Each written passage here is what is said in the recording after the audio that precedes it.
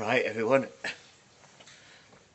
you may be thinking that I've been going AWOL for the past month or so, but in truth I've been procrastinating and enjoying the moments, the rich tapestry, the moments that come and go. I've been in Pai now for a week. I've been staying at the same place, this hostel, and I've had a whole, most of the time, a whole dorm, like 8 beds to myself. It's not that frequented, it's a little bit out of town. And I've got, it costs 130 baht a night, which is something like about £2.50, nearly £3. So, right, okay, not feeling very animated at the moment. What have I done this morning? I got up, got on my scooter, my Scoopy, nipped round the corner, had a pad thai for brunch, because it's now the afternoon. I had a lie-in for 50 baht. Giving you the prices all the time, aren't I? 50 baht, that's just over £1. Nipped up the road for a coffee for 30 baht. It's strange, the prices are sort of topsy-turvy to some extent. And now I'm here sort of chilling, and I want to just have a read in my hammock and so on. So Pai has a much slower pace of life. It's a lot of hippies here and so on. So there's a good mixture of Farangs and locals. I feel like I could just stay here for a long time. There's a good chance that I'll be hanging around for even longer. So I've got my visa extension. My visa extension was about £38, and that's for another month. However, they've decided to extend these COVID visas. So before that month is out, I could go and apply for another COVID visa for 60 days, if I can afford it. So what I need to do is start to earn some money, and the best way for me to earn some money is online. So I'm getting somebody to send me my laptop, seeing as I've been a teacher for a long time and I've done a TEFL qualification. I should be able to get a bit of income from that. So what have I done? The day that I arrived here, I went down to a bookshop. Most of the books are in the English language, and I picked up a book that was interesting, and it's some sort of arty book to do with the fears that people have of the creepiness of things like dolls. It looked interesting. Put it back down, and then somebody walked in, picked up the book, and bought it. You know, out of many thousands of books in that bookshop. And I got chatting to Leonie, who's 20, from Germany. I'm not entirely sure what she's doing. She's very mild-mannered, very sweet, and she just gave me her art book, and I just looked at her art and I talked about it. Then I got on the back of her bike, and she took us to Pai River Jam, which is a hostel with bungalows that allows camping and so on, but it's gone to rack and ruin over the past 22 months, and it's dilapidated. The manager, who's not the owner, called Oliver from Belgium, he's over the past 3 weeks he's been trying to get it done up on a very small budget, and it's just open for the bar now. So he's got the bar sorted out, and it's expanded to a sort of veranda area, and it's looking really good. I said I'd volunteer to help there, but there's no way for me to stay there at the moment. And I've sort of become a regular. There's his dad's there, who's like 65, and he's called Gilles, but they call him Papa Vutmak, Dad who spits a lot. He's very eccentric, animated, full of love, and they've got a couple of dogs there. One's called Easy, because she's really easygoing, She keeps licking Papa Voot's face, and he lets her, he loves it. And then there's a dog called Jackie, who I think was traumatised as a puppy before they got her, and she's all been beaten up, so she sort of wanders around. But apparently, if you go near her, she'll bite. Um, so, I mean, that is the thing about dogs wandering around. You actually don't know. You don't know to some extent. So, you can't always risk it, really. Um, but sometimes they're just so incredibly placid. You know, you just take it slowly and they can... Like the ones that I met at the temple near Chiang Mai, the mountain temple. They're absolutely gorgeous. You'll see them in a moment.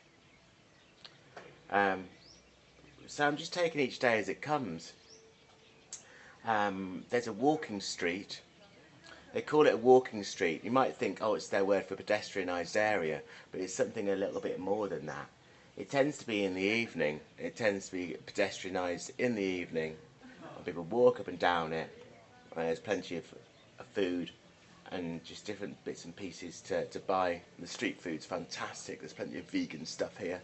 I've had some vegan burgers, falafels, pad thai, and these coconut pancakes with sort of onions in them, and they're very Moorish. So now, well, I've been losing a bit of weight, but I think I'm going to be putting a bit more weight on now. I've not been out that much. I've been to Lod Cave, which is a magnificent, huge cave that I rode on my scooter to, over the mountains, up and down windy roads, when I've only been driving a scooter for about 6 days. I was apprehensive about riding a scooter, but I got a scooter lesson from a chap called Alan. And I was just walking up and down the street and I saw this sign, this homemade sign, scooter lessons from the master, phone this number. So I phoned it on my Thai phone, and an hour later he came along, had an hour's lesson. I hired a scooter and I was mega careful, wearing my helmet. But most people don't wear helmets here. But they do wear face masks. That's topsy-turvy, isn't it? What's the danger? What's the danger when you're riding a scooter of giving or getting COVID from someone and they're not protecting their head? Apparently there are many, many deaths disproportionately on the roads here, especially involving scooters. Another reason to be careful. I've seen a fair few varangs with lots of bandages all over them. You know, a fair few, even a couple of people here, one from Cardiff, one from Cheshire, who was, yeah, they were redressing their wounds with alcohol and iodine, you know. So, yeah, Lod Cave, there were these fish in the water, shallow water, that we were transported over on a long, narrow bamboo raft, a sort of punted raft, and they looked like carp. They were huge. You'll see those. And that's also a place where, when night falls, the swifts all come back to roost, and then the bats come out. They sort of have a timeshare of the cave. So, yeah, driving back, or riding back, it was very cold. I had a couple of layers on, I was still a bit cold, and my knuckles were vibrating still for quite a while afterwards. Because up in Pai, it gets down to about 13 degrees at night, and you can imagine riding on a scooter in the mountain air, going through these cold parts, and occasionally suddenly a warmer pocket. But it has been absolutely magnificent. I've stayed in places no longer than 6 days, but I feel like I can live the rest of my time in Thailand based around Pai. It's just a slow, simple pace of life. Next week, I'll be going to a yoga retreat that I put some money aside for, and I'll be off-grid then. there'll be no social media, no use of phones. I'll be totally detoxed because I've been drinking too much. So, who have I met? Oh God, there's so many people. There's Rowan from England, and Sylvia from Brazil. Who I met last night. There's Hannes, Flo, Francois. A lot of French people. So I've managed to practice my French. Alors mon français c'est basic, très basic. Oui, je parle un petit peu.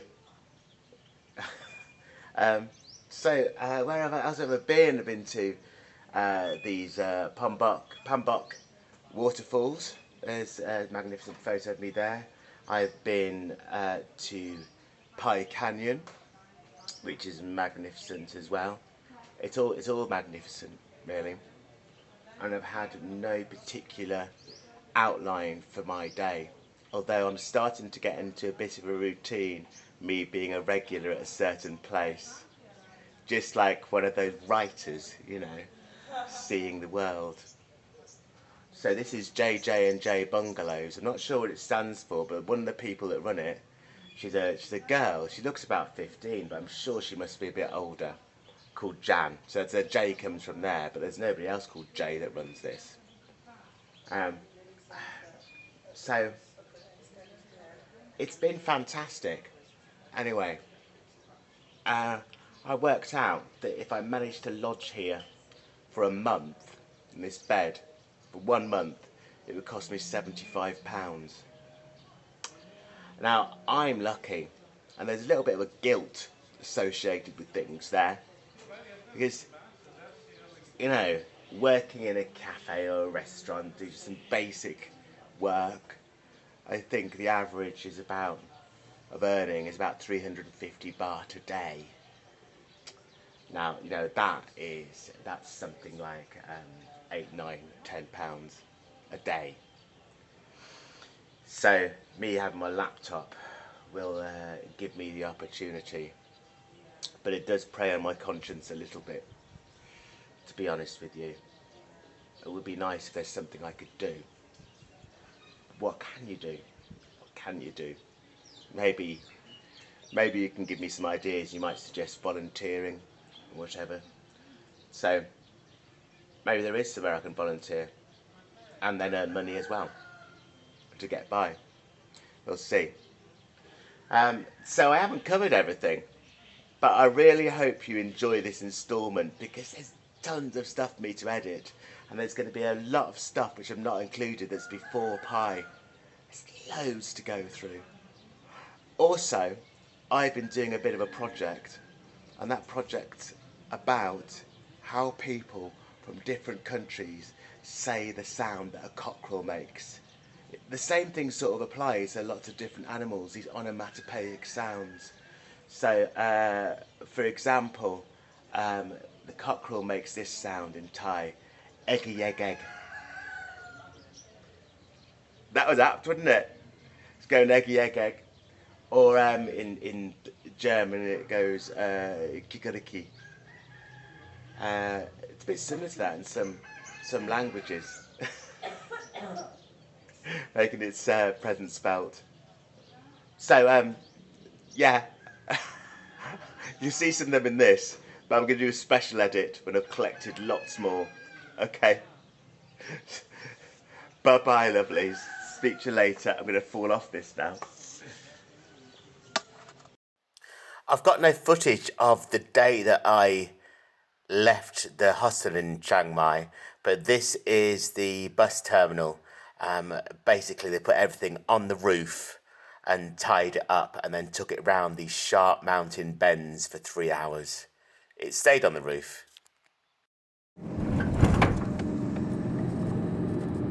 This is just some of the journey from Chiang Mai to Pai. We stopped halfway at what you might call a kind of service station, but it was a very rustic service station in the middle of the mountains. There were some very sharp bends, as there often are, these hairpin bends and in the mountains. Not much footage of Pai River Jam. This is one of the first nights. But you know how it is when you're having a great time and you're partying a lot and you're meeting lots of people.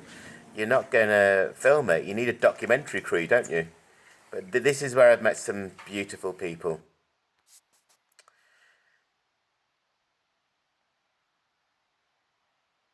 That's my go at learning the scooter, my first day.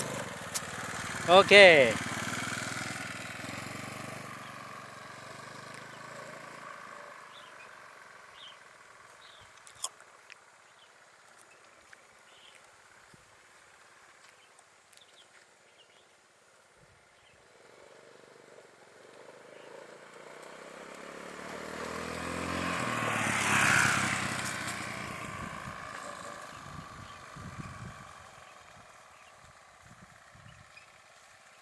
Fantastic, the improvement.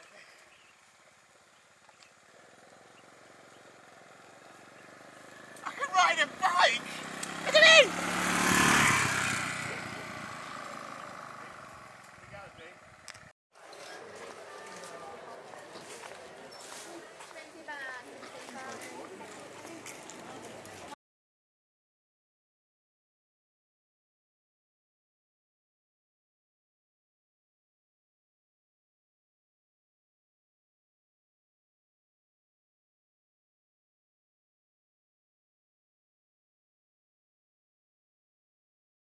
Yes, it's a pink scooter that I had for 4 days. There's a long story explaining how I accidentally rented a pink scooter. But I had a pink scooter and I was proud of it. I'm sure you'll hear the story in a moment. You're right. This is Pai Canyon. It's not exactly the Grand Canyon, but it's spectacular and it's beautiful. I've just walked along a very, very narrow, high up part. I think it would get my mother very worried. But if this video makes it onto social media, I'll have survived the way back. But it's absolutely beautiful. Have a look.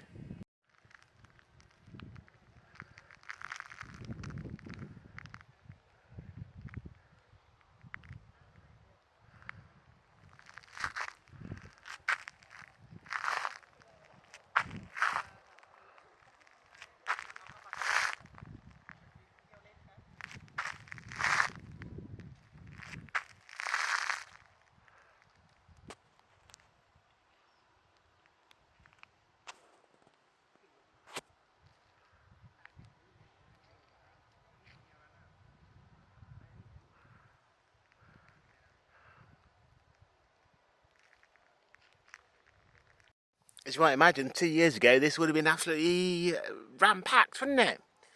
With barely any consideration to health and safety. It's the other extreme compared with Western Europe. There's some really narrow walkways there, the ones that you have to scramble up. And you can decide to give them a go or not. Oh, I wonder how many accidents there have been.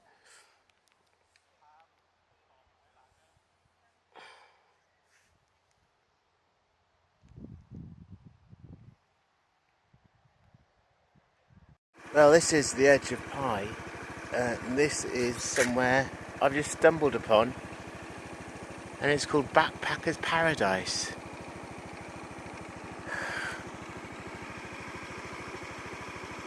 Backpackers Mary Celeste, I think. Gosh. It says over there, fire show tonight.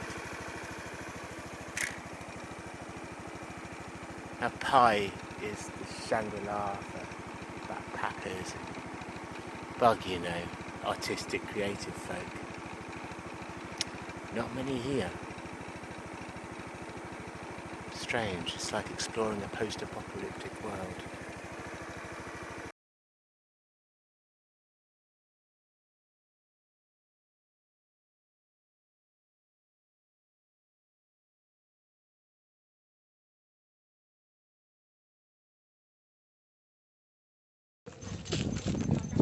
Right now I'm at a place called Two Huts outside Pai, about 10 minutes ride on a scooter. Um, Yesterday I hired a scooter for the first time. I was very apprehensive, but I thought to myself, well, I need to get some lessons. So just wandering around Pai. After I've been in Thailand for about 6 or 7 weeks, I saw this homemade sign. It said scooter lessons, $5, obviously referring to American dollars. Turns out it was 150 baht, which is about £3.50 for an hour's lesson on an old scooter. And he's a really good teacher. He was called Alan. He's been doing it for 8 years, and that got me sorted. So I went and hired a scooter, the 100 baht a day ones, 100cc. This type of scooter called Scoopy. Ditty little things, quirky little things they are. So yeah, I gave them a deposit, 2,000 baht. You either give them a big deposit or you lend them your passport. I didn't have my passport on me at that time. So they showed me around, showed me the scooters, and I said, that blue one over there, please. And then had a look underneath the seat for the storage. There was none. And they said, well, actually, these ones have got more storage. They look the same, but they're pink. So I was in too deep then. So I was going to do? Like, try to go, no, thank you. So, you know, storage or colour, what's more important? So it was storage. So I've got a lovely bright pink scooter. I'll show you a photo of it in a bit. But, you know, pink's a lovely boy's colour, isn't it? You know. I don't care if people make aspersions about my sexuality. It's nobody's business, is it? But mine and my boyfriend. No, I haven't got a boyfriend. This is Two Huts, so I've gone to about 10 minutes ride out of Pai. The freedom it's given me is amazing. Up and down hills and so on, and I found this gorgeous sunset. So many other places are empty, but this is relatively busy, and they've got trancey music on, as you might be able to imagine. Yeah, it sort of fits with things. Not many people here, but it's the most busy. There's a ton of scooters outside, including my pink Scoopy. So yeah, that's me checking in. If we just go around and have a look at the some of the scenery. The sun has gone behind the mountains now. Hope you're enjoying my adventures.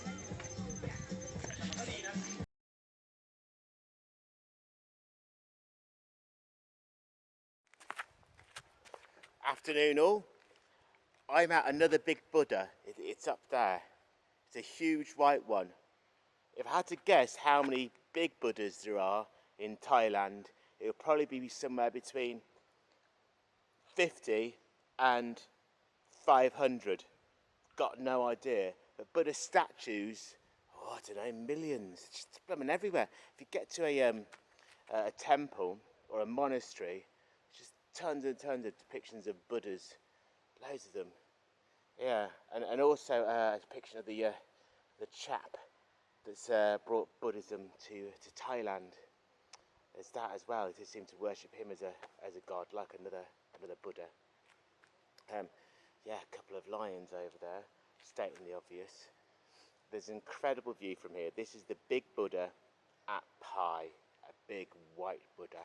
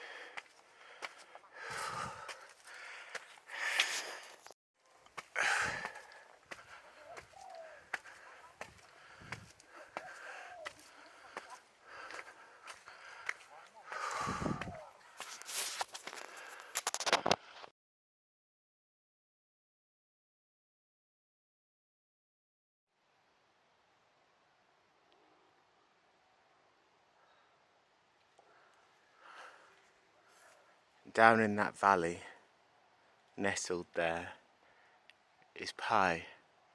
P-A-I. Pai. And it's already beginning to feel like home. Home's a powerful word, isn't it? Is it a physical, geographical location?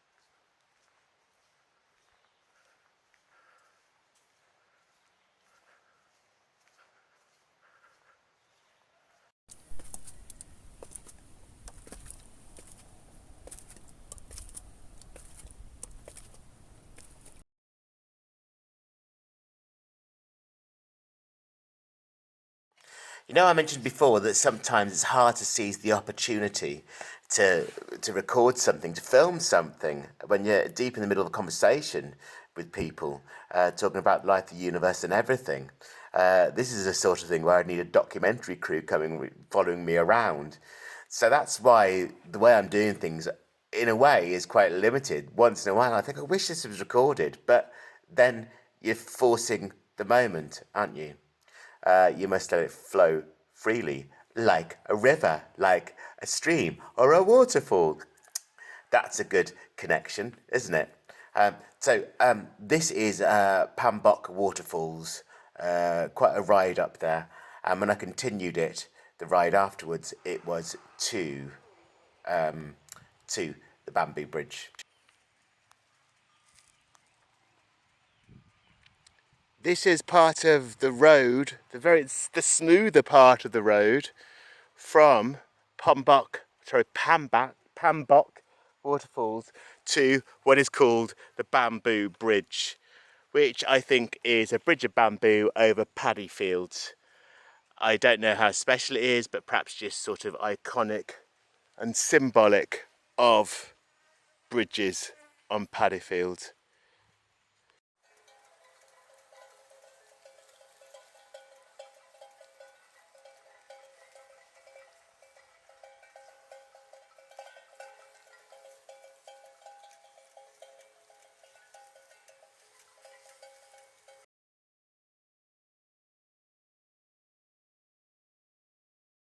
Well, here we are. I've made it to Bamboo Bridge. What I can tell you about Bamboo Bridge is the fact that it's a bridge, and I believe I've done a bit of research on this. The substance the bridge is made out of is bamboo. You can research what bamboo is yourself.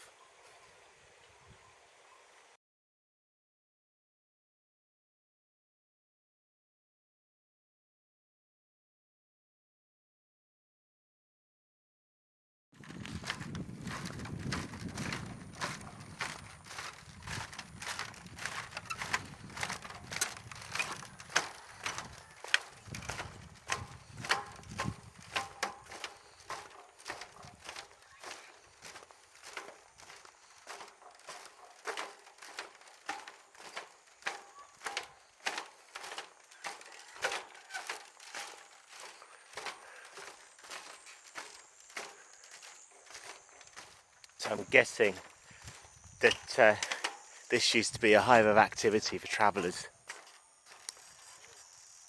I'm also guessing that bamboo bridges were or are used to some extent on paddy fields, but this surely was built for the tourists. Nevertheless, it's stunning and I love it.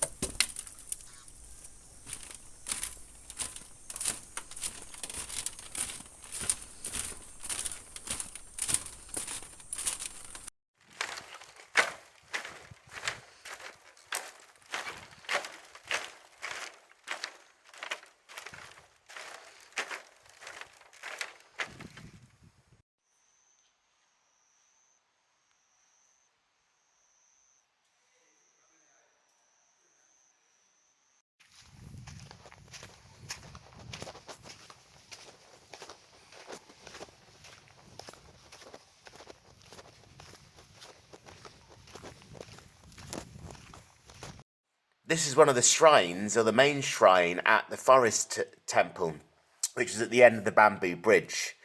As is often the case, in the minority, I think, of shrines, women are not allowed in the temples, which seems a little contradictory, seeing as pushing women away is an act of aversion, which has similar mechanisms, or the same mechanisms or roots as attachment, which, if you know a little bit about Buddhism, is the cause of dukkha, or suffering, or unsatisfactoriness.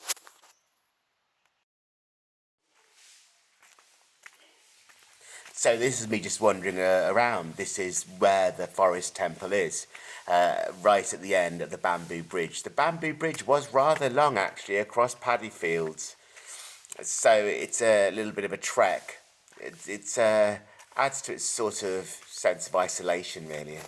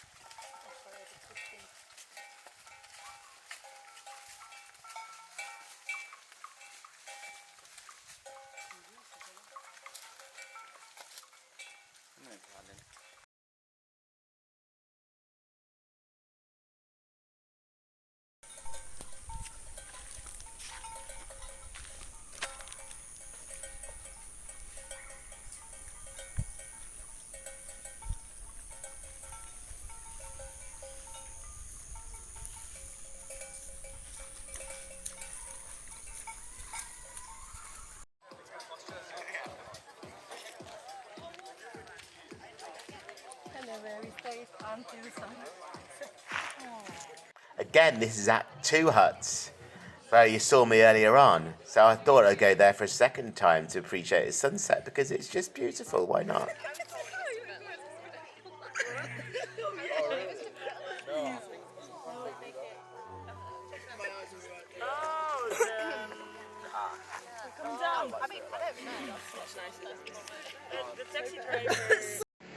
Pai has an airport, look.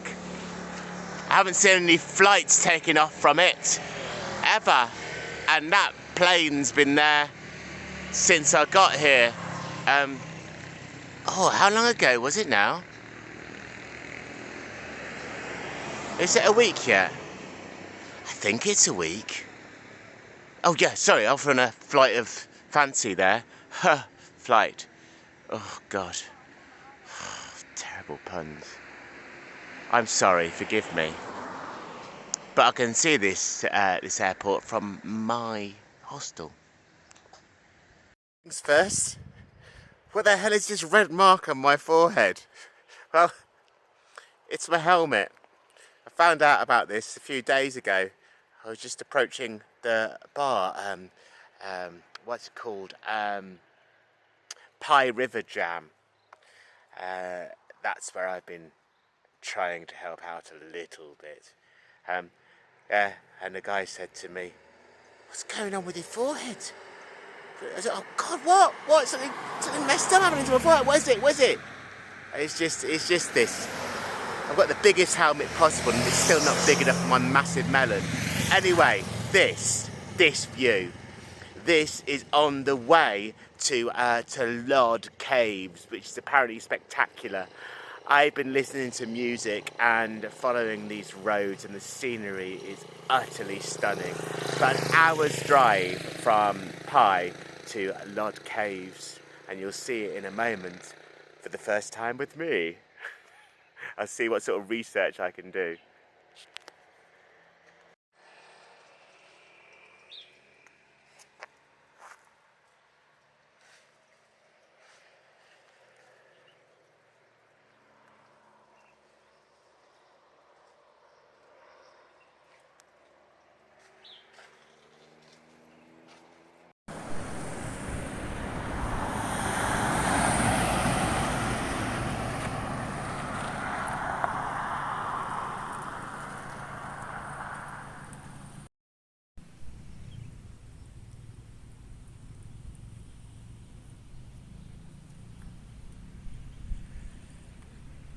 So I've just driven through the most magnificent scenery you could imagine.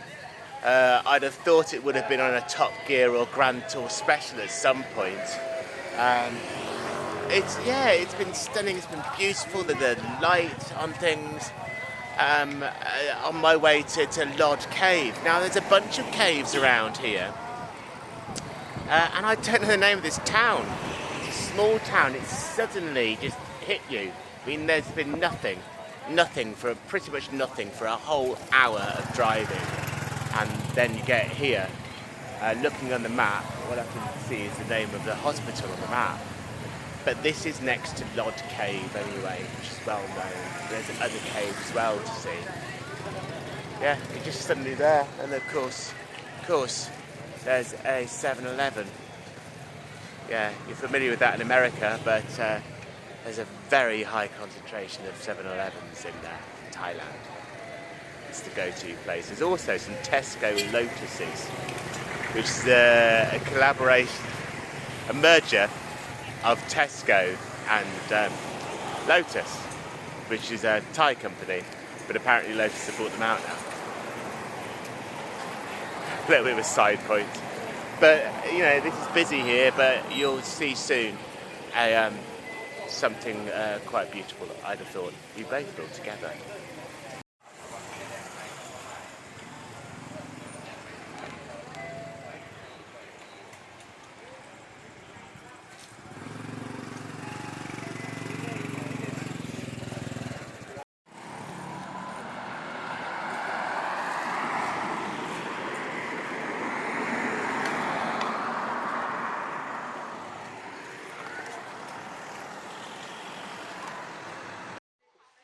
Well, here I am in Lodge Cave car park.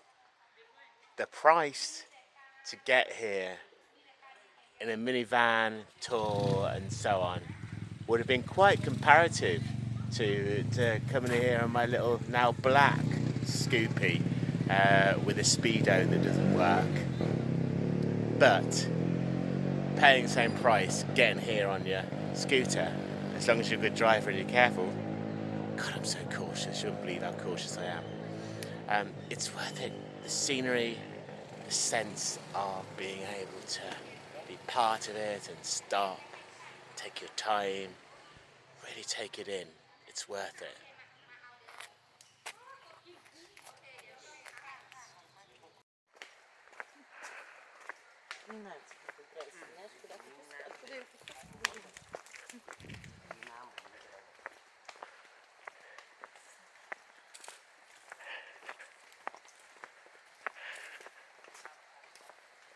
So where is rugby located in England?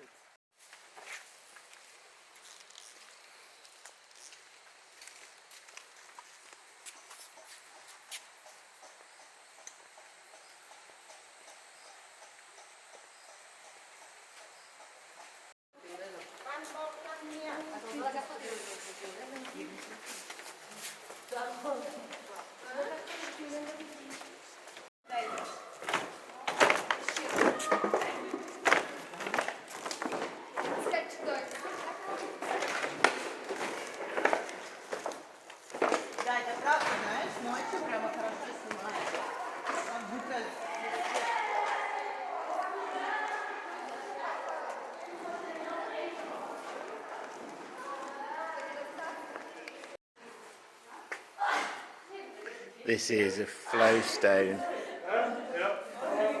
So you might be able to guess really. It's a little bit like a stalagmite or a stalactite. Something's flowed over a stone over the millennia.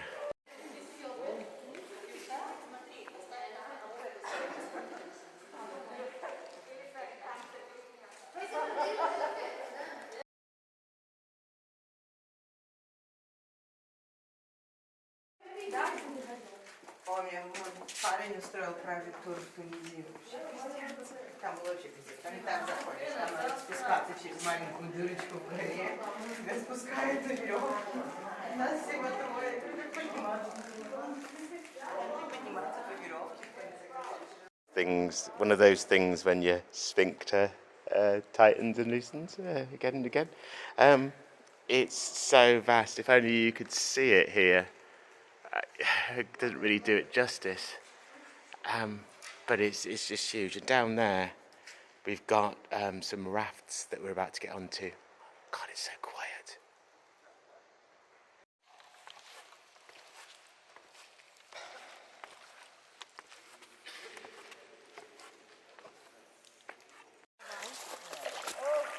Here we are on a mini raft with tiny stools. Sit down, sit down. We're going to sit down. Oh, what you can see here. Oh, thank you. It's, these seem to be of the carp family of some sort. And they're huge. I'll just chuck some bread in so they can jump around.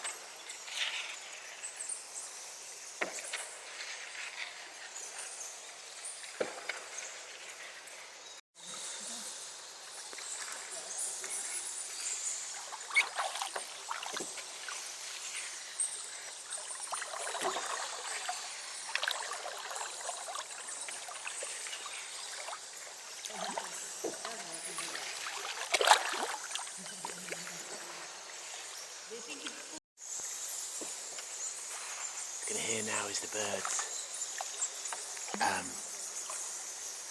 I believe they're swifts.